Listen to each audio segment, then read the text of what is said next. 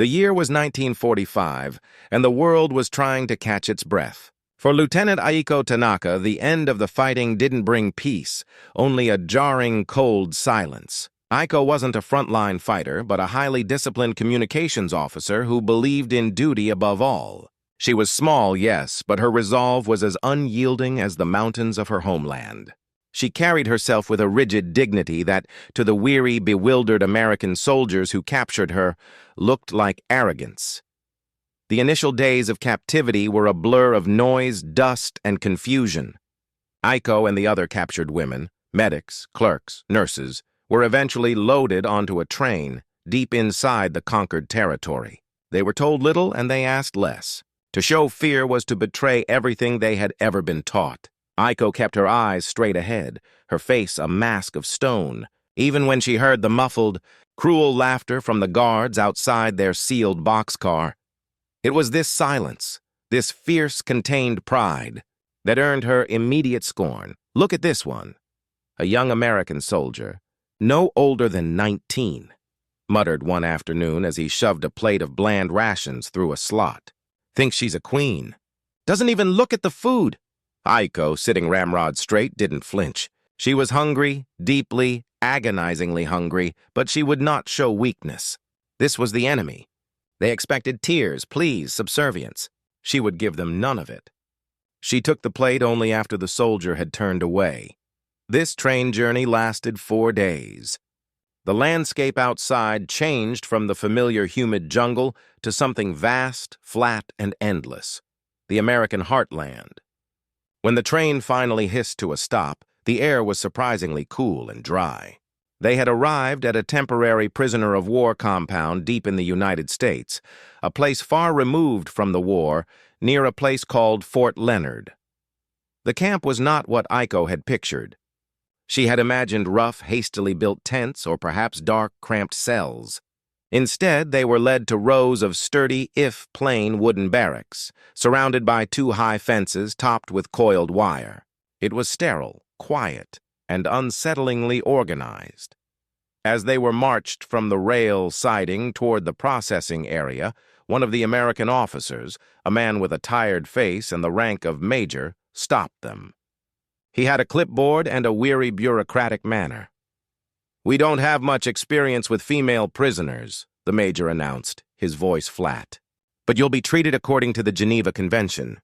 Basic medical care, food, shelter. You will cooperate. Any insubordination will be dealt with severely." He paused and let his eyes scan the line of Japanese women. Most of the women were visibly trembling, some staring at the ground. But the major's gaze snagged on Aiko, whose expression remained completely composed, her eyes meeting his with an unnerving, steady clarity. A young, muscular sergeant named Miller stepped forward, a man with a heavy jaw and a palpable chip on his shoulder. He'd seen too much fighting and carried too much hatred. He was meant to be their principal guard. "This one, sir," Miller sneered, pointing a gloved hand directly at Aiko. "She's the problem. The quiet ones are the fanatics. Look at her, she thinks she's still giving orders. You can't trust the steel in their eyes, Major?" The major, too weary to argue, simply nodded, making a note on his clipboard. "Tanaka, Lieutenant. She'll need observation. She's your responsibility, Sergeant. Don't let her cause trouble." Aiko felt a surge of hot fury, but she locked it down. Fanatic. Problem. Under observation. They saw her discipline as dangerous aggression, her bravery as delusion. They saw only the uniform, the enemy. They didn't see the woman who helped coordinate the evacuation of 30 wounded men under heavy fire. They didn't see the sister who wept for the future. They saw a caricature. This was the first great injustice Aiko faced in America. The profound, casual disregard for her actual character replaced by a simple, hateful stereotype. "You're going to find out," Aiko thought, her silent promise ringing in the deep chambers of her mind, "that I am not what you think I am." The barracks door slammed shut behind her, sealing her into the next uncertain chapter of her war. The smell of clean pine wood and stale disinfectant was all she had for comfort. It was a cold welcome to the land of her enemy. The weeks that followed established a stark, baffling routine. Aiko was assigned Barracks 3, a clean, Spartan room shared with 12 other women. The food was surprisingly substantial: canned meat, boiled potatoes, and coarse bread. Not luxurious, but certainly better than the starvation rations they'd been surviving on. The biggest shock wasn't the hardship, but the unsettling lack of it. Where were the shouting, the beatings, the constant terror they had been trained to expect from the enemy? Instead, there was Sergeant Miller, an omnipresent cloud of resentment. He had taken the Major's offhand comment to heart and saw Aiko as a personal challenge. He'd patrol outside Barracks 3, watching Aiko through the small, high window as she performed simple chores, folding her rough blanket with perfect, sharp corners, or carefully polishing her own worn leather boots. "Still playing soldier, Tanaka?" he'd yell, not even waiting for a reply. "The war's over, you lost. Why don't you sit down and look miserable like the rest of them?" The other women, exhausted and dispirited, often avoided Aiko, finding her unflinching composure too demanding. But Aiko couldn't relax. She saw her mission now as internal: to survive with her soul intact, and to understand the nature of the American enemy.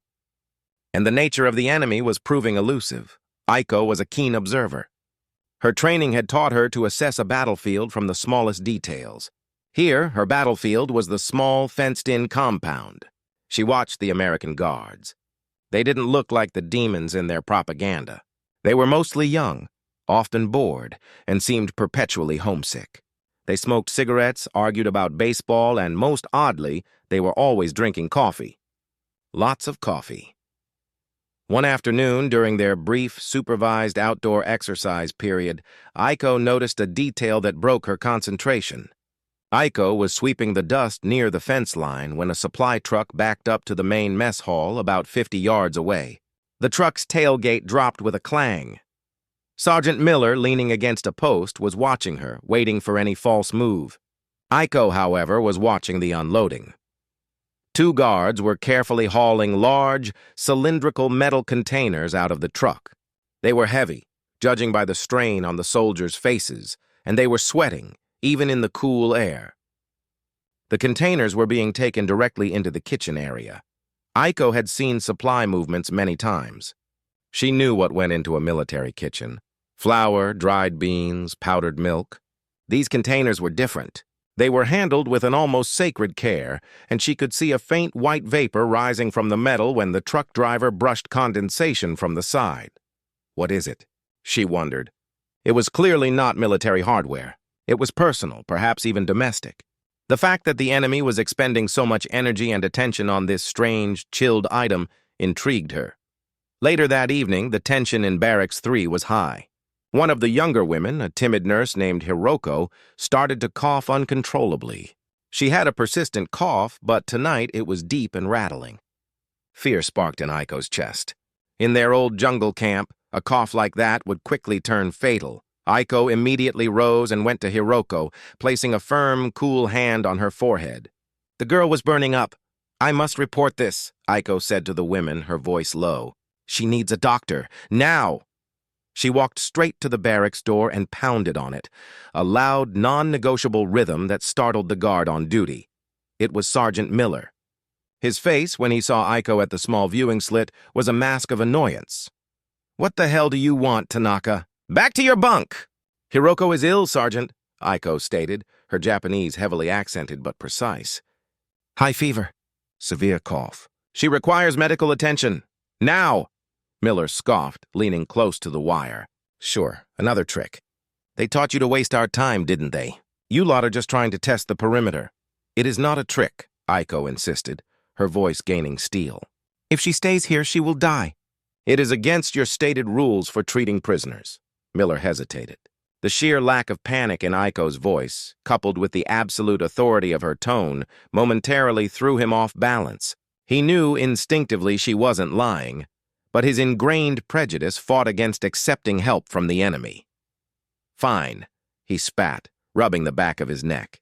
"But if this is a stunt, you're going to be in a world of trouble. You hear me?" Aiko simply nodded once, accepting the potential consequence. Her duty was clear. She had pushed through the first subtle crack in the wall of their enemy camp, the crack that lay between their official rules of conduct and their personal prejudices.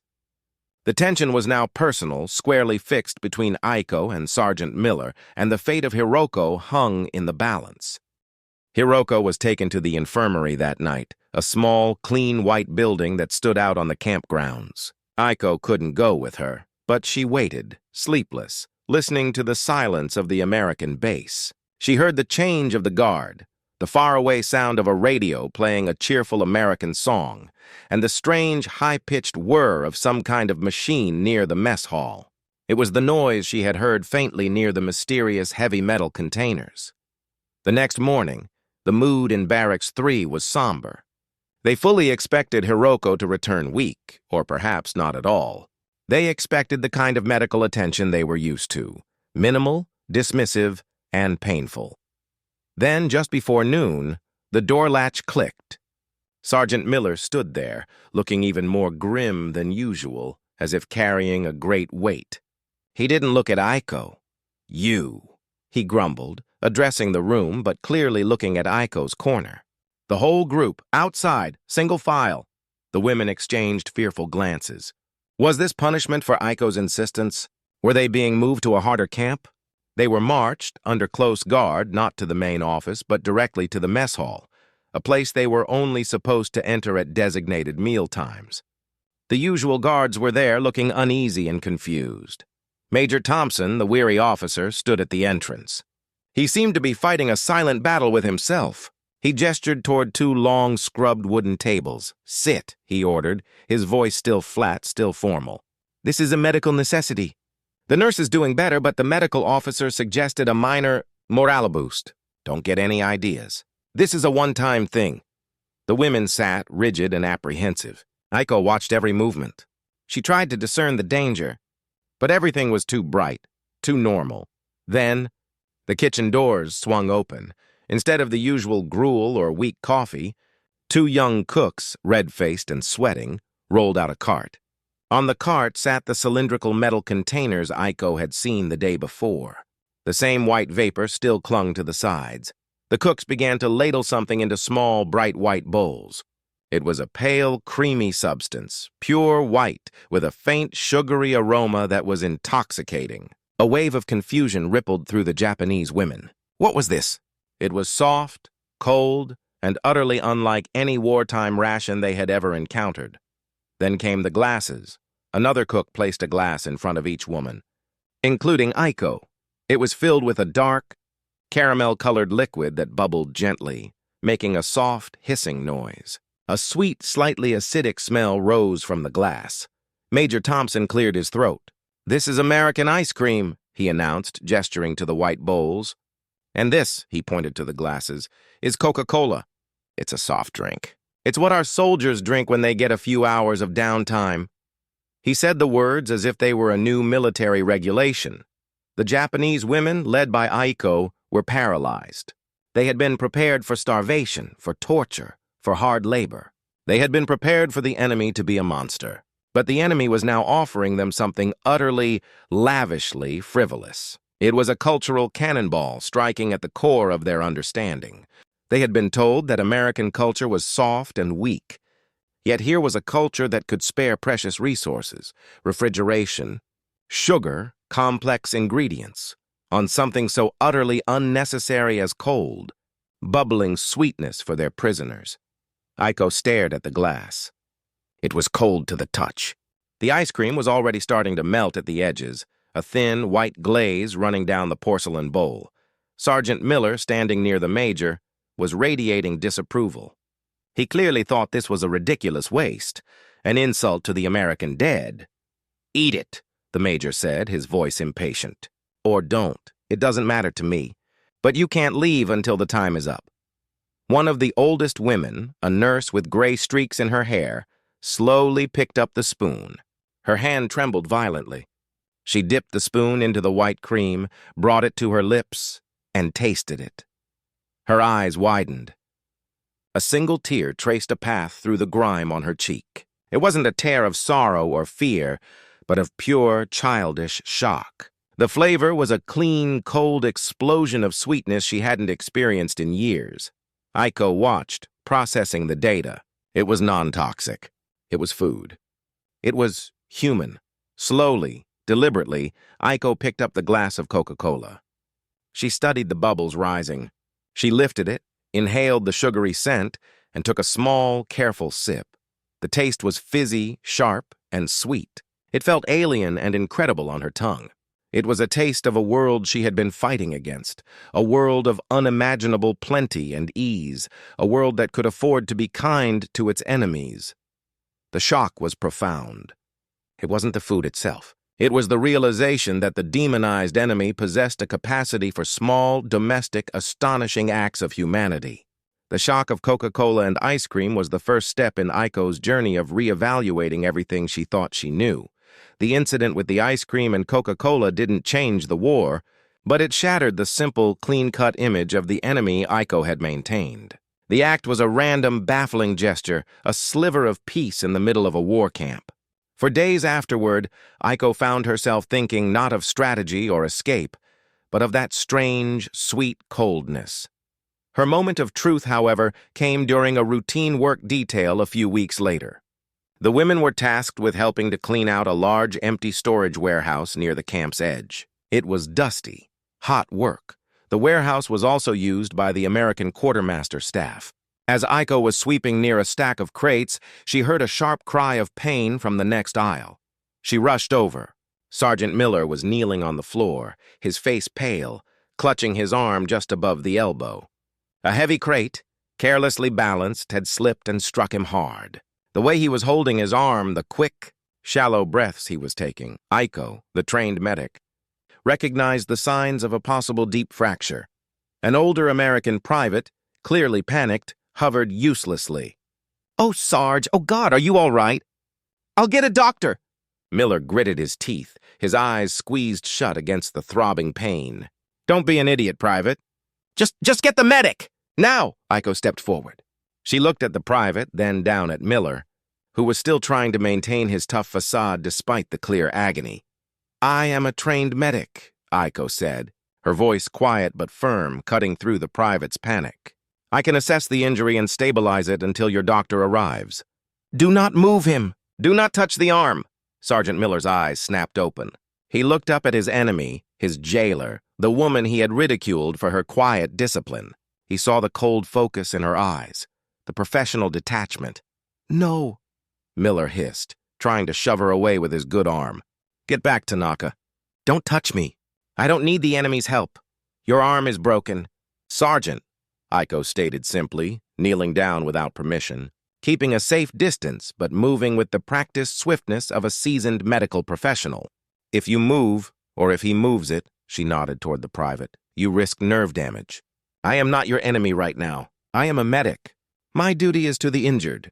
She reached into her rough uniform pocket and pulled out the only thing she had, a strip of clean, tightly rolled linen she used to secure her hair. It was a sacrifice of her last scrap of personal tidiness. "Private," Aiko ordered, pointing with authority. "Go to those crates. Get 2 straight pieces of wood no wider than 2 fingers. Move quickly." The private, seeing the sergeant helpless and the quiet Japanese woman suddenly taking charge, obeyed instantly. Aiko's authority was derived not from rank, but from competence. Ignoring Miller's low, pained curses and distrustful glare, Aiko gently felt the area around the injury. She could feel the unevenness, confirming her suspicion.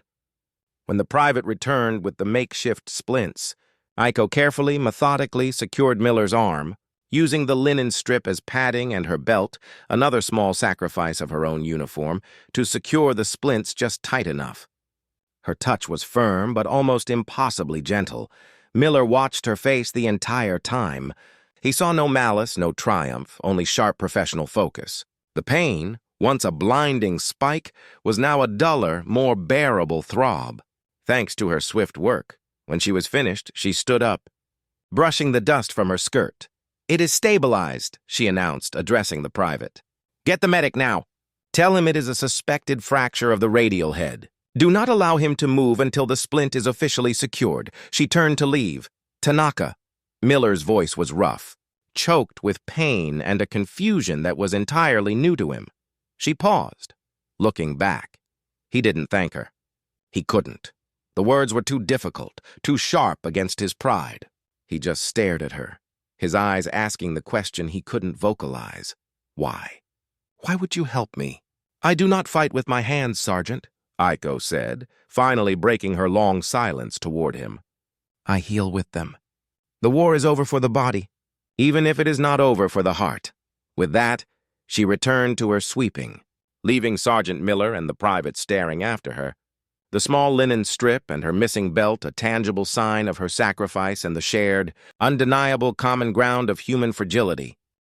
Aiko's act of saving Sergeant Miller's arm didn't immediately lead to respect, but it did lead to something more useful, a strange, silent truce.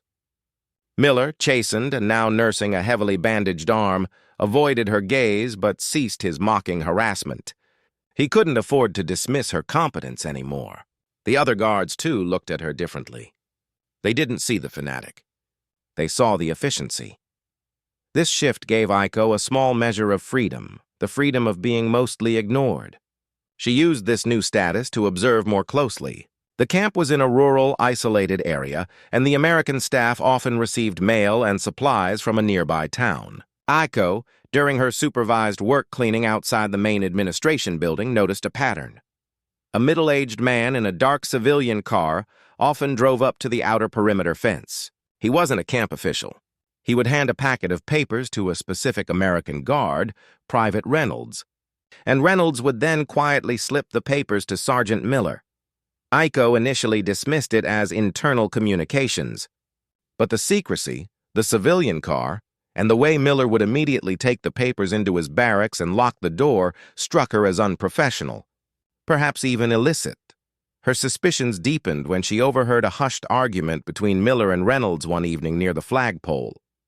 He says the local papers are asking questions again, Reynolds whispered nervously. They want to know why we have to be so careful with the enemy nurses. The public wants to know what they look like, what they're saying. That idiot?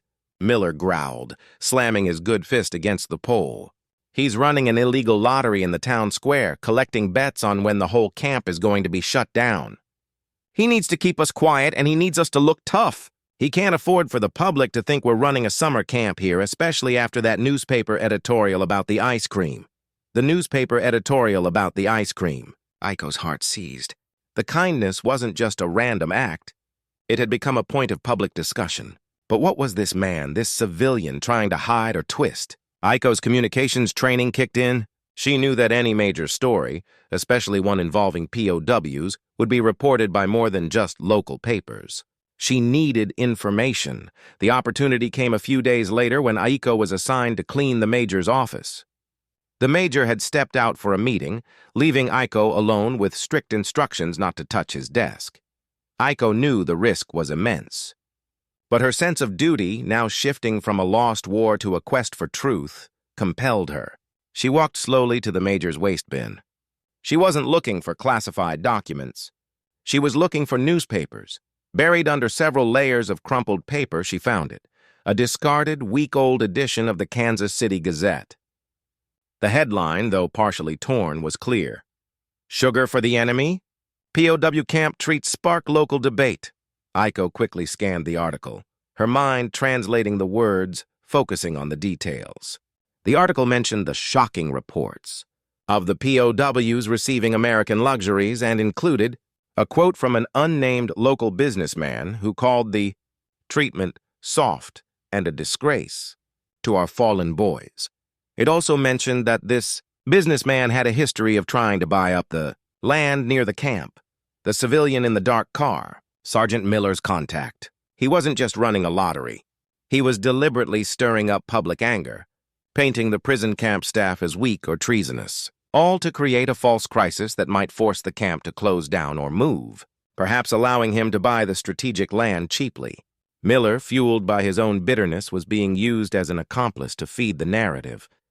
Aiko quickly folded the paper and slipped it into the lining of her skirt.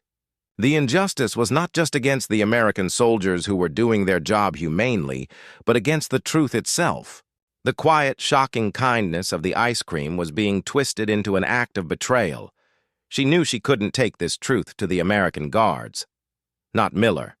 And perhaps not even the tired major, who was clearly overwhelmed. She needed someone outside the camp, someone with authority. She needed to expose the truth about the man in the dark car and the reality of the camp, not for revenge, but for the respect of those who had shown her a sliver of kindness. The question was, how could a prisoner of war communicate with the outside world? Aiko guarded the crumpled piece of the Kansas City Gazette as if it were a coded map.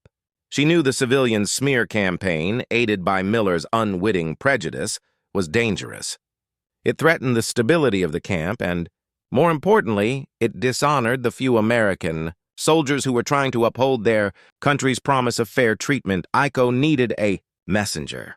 She found her opportunity during the major's weekly visit to the women's barracks to address any concerns. This was a purely formal, usually silent affair. On this day, the major was escorted by a different private, a shy, bespectacled boy named Eddie who had recently joined the camp staff. Eddie was one of the guards who had looked surprised, not angry, during the Coca-Cola incident. As the major finished his brief remarks, Aiko stepped forward, something she had never done before. "Major," Aiko said, bowing slightly, her voice calm and measured. "I have a concern about one of the women. She has been very distressed about a family matter, and she requires a message to be sent to a relative in California. An urgent, non-military request." The major sighed, rubbing his temples. "Tanaka, you know we can't transmit personal messages. Everything goes through command." "This is different, Major," Aiko insisted. She glanced quickly at Private Eddie, who was standing a few feet away, nervously watching the exchange. "It is a matter of truth." She then told the major in flawless formal Japanese that she was concerned about a fellow prisoner's mental health, asking him to send a message to a fictional Aunt Haruko in Los Angeles, whose address she made up on the spot. What the major didn't know was that Aiko had embedded a specific, critical piece of information in the Japanese request, a cipher only she would recognize. She included the date and section number of the newspaper article and the exact description of the civilian car. It was a cry for help disguised as a family crisis, meant to be ignored by the major but intercepted by someone with knowledge of communications and decoding. The major, thoroughly exasperated, dismissed her. "I can't authorize this, Tanaka. We are done here." But as the major turned away, Aiko saw Private Eddie drop his pencil. As he bent to pick it up, Aiko subtly dropped a tiny, rolled-up piece of paper, a diagram of the civilian's license plate number and the phrase, "Local Gazette Section 3, near his boot. Eddie snatched it up in the same motion as his pencil, his face momentarily mirroring Aiko's unyielding determination. He was a low-ranking operator in the camp communications office. He would recognize codes and understand the gravity of a secret message. 2 weeks later, the atmosphere in the camp changed. The major was called away suddenly. Sergeant Miller was relieved of duty and placed under military investigation for unauthorized contact with civilian entities. The rumors were rampant, but Aiko knew. Her message had been received, decoded, and acted upon. On the day of Miller's official transfer, Aiko and the other women were working in the yard. Miller, his arm still bandaged, was being escorted out by a pair of military police. He stopped near the fence line, looking utterly broken. His prejudice finally outweighed by his foolishness and the legal consequences of his actions. He looked across the wire, past the rows of resigned faces, and his eyes found Aiko. He stared at the woman he had called a fanatic and a problem. He saw only competence, integrity, and a steel-cold commitment to a truth that transcended borders. Miller did what he couldn't do the day she splinted his arm. He gave a sharp, formal military salute. It wasn't surrender. It was acknowledgement. It was the highest form of respect he could offer. Aiko returned the salute with a perfect, dignified bow. Justice had been served not by revenge, but by the quiet exposure of truth. Months later, with the war officially over, the camp was prepared for repatriation. Aiko, waiting for transport, received a final, official letter from a visiting lieutenant colonel. The colonel explained that the civilian landowner who had been attempting to manipulate public opinion and buy the base property cheaply, had been exposed by the investigation Aiko's information had initiated. The colonel thanked her, the enemy prisoner, for upholding the values of honesty that some of their own citizens had abandoned. The letter concluded with a final, astonishing line. Your quiet bravery, Lieutenant Tanaka, and your commitment to duty, even in captivity, have earned the respect of this command. You were seen not as an enemy, but as a guardian of integrity. Aiko, the woman once mocked and underestimated, folded the paper slowly.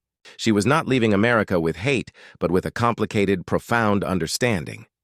She was leaving with an earned respect that had started with the baffling, simple kindness of a bowl of ice cream and a glass of Coca-Cola, proving that sometimes the sweetest and coldest gestures can melt the hardest hearts and expose the darkest truths.